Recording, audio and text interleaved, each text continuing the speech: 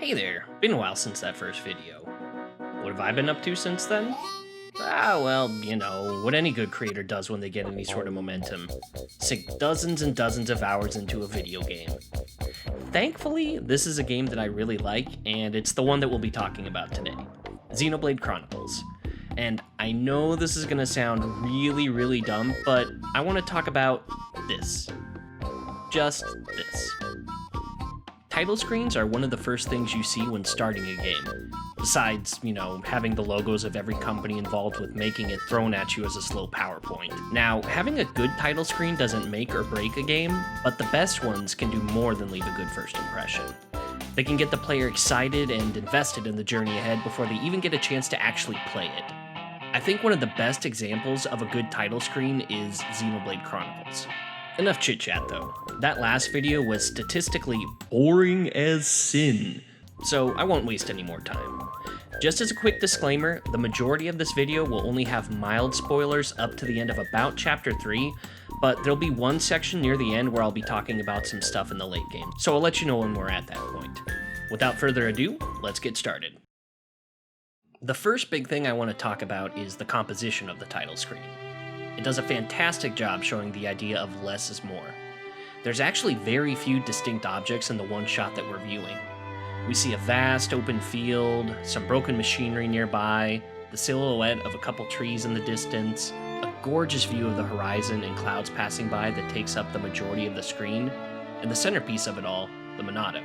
The sword is the closest thing to the camera, and it really adds a nice sense of contrast to the scene. This is done not only with the sharp red going against the other softer colors behind it, but by being one of the only indicators that there are people here. A weapon stuck upright in the ground isn't generally something that happens naturally without any human involvement, but then again, I still don't know who originally placed the Master Sword in Hyrule, so shit, maybe it does.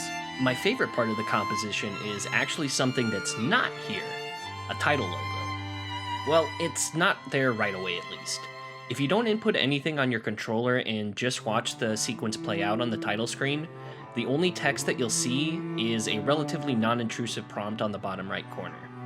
This keeps the focus on the scene itself and allows the other elements we talked about to have more of our attention. Then there's the perspective we're viewing this all from, which shows just how huge the place we're seeing is. The field stretches way out, and we're able to see dips and hills off in the distance. At some points, the clouds sink low enough to the ground that they manage to obscure some of what we can see of the field. One final thing that makes this shot so brilliant doesn't even click for the player until they've reached the end of Chapter 3. While not necessarily an exact place that you can go to in the game, this scene used for the title screen is taken from the Bionis' leg, the first truly explorable area the story takes the main party through. The first time I made it to Kneecap Hill and saw the similar landscape and vast blue sky from the title screen, followed by the scene showing the full scale of the Bionis and Mechonis, and how far away Shulk and Rein were from reaching their destination, I realized for the first time just how big the journey I was on was about to be.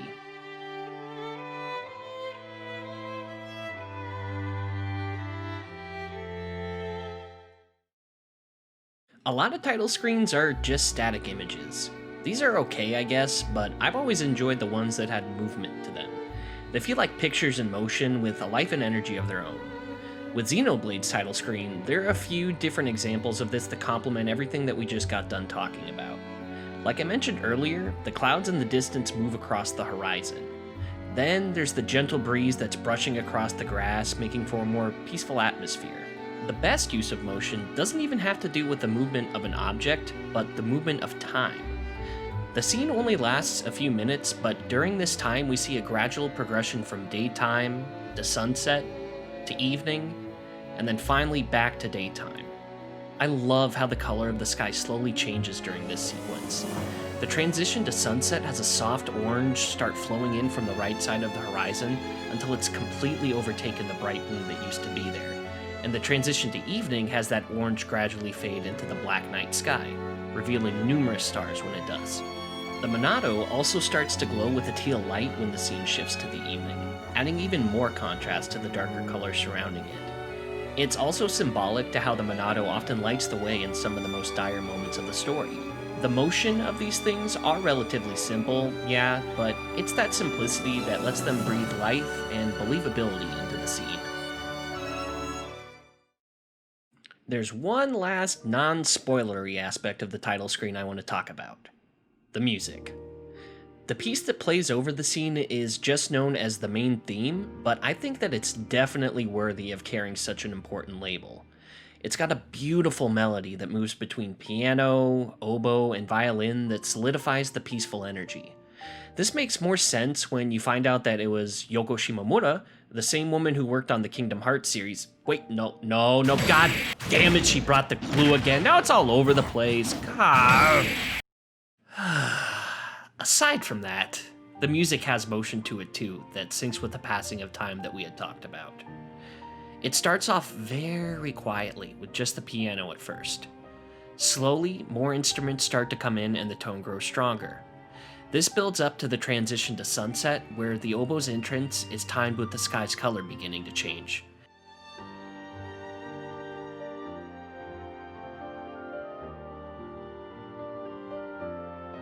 It's like the oboe itself is causing the change of color with how well this is done. This is also the point where the piece sounds the most powerful, almost sounding proud and defiant. As the scene moves to evening, the piece calms down again and some instruments like the brass and percussion fade away, leaving just the strings and piano.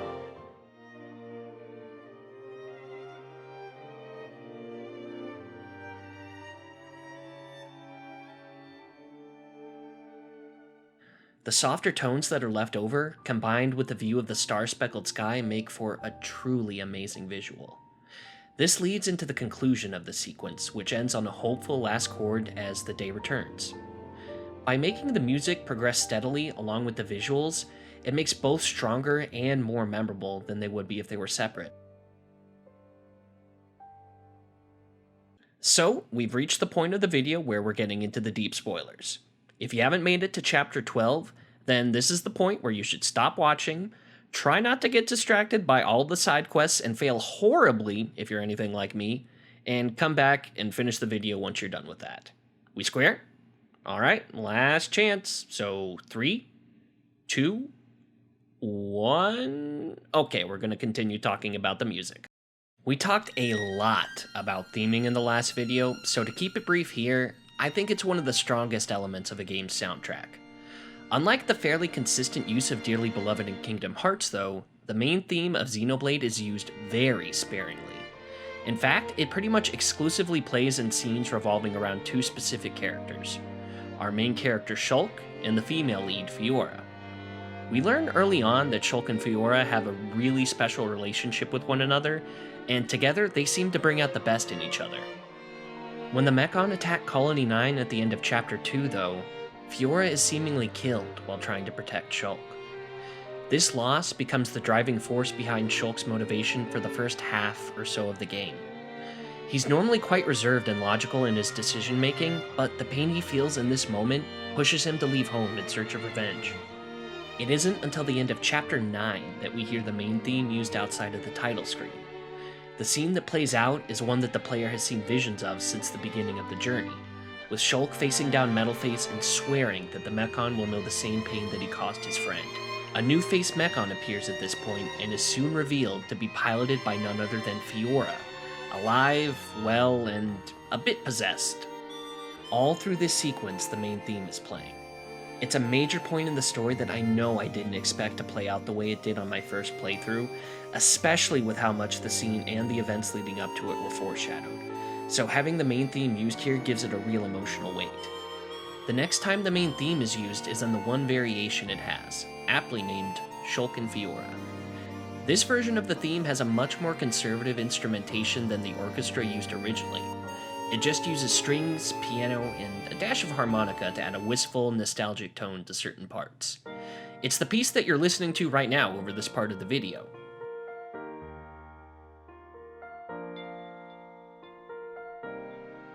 The scene it's first used in is right after Fiora regains control of her body on the fallen arm, and her and Shulk take a break while trying to regroup with the party. Fiora tells Shulk that it's okay to abandon her, saying that the Fiora he knew was dead. She feels guilty of her Mechon body and doesn't think she would belong with the others because of this. Shulk denies this immediately and tells her how broken and lost he felt after he thought she'd been killed. He tells her how that feeling of loss motivated him to start his journey in the first place. No matter what kind of body she has, Fiora is still Fiora to him. This is also the point in the story where Shulk's goal changes from wanting to kill all the Mechon to avenge Fiora, to wanting to protect her and help her to return to her normal body, and also find out the truth of the conflict between Bionis and Mechonis. From the very beginning, the core of the story revolves around the pair and their path to understanding the world that they live in.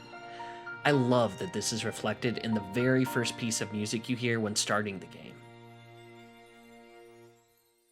I know that all of these things are really small details in the grand scheme of things, and I've talked about them a lot, but I really believe that Xenoblade's title screen made the experience that came after so much more special. I had said that the best title screens can get you invested in a game before you even play it, and hopefully after all of this you can understand why I think this one is among the best of the best. Within like 3 short minutes, it tells the player so much with the most subtle details. More than that though, its depth and meaning are constantly recontextualized the more you progress through the game. When I think about that, I can't help but tell myself, man, this is beautiful.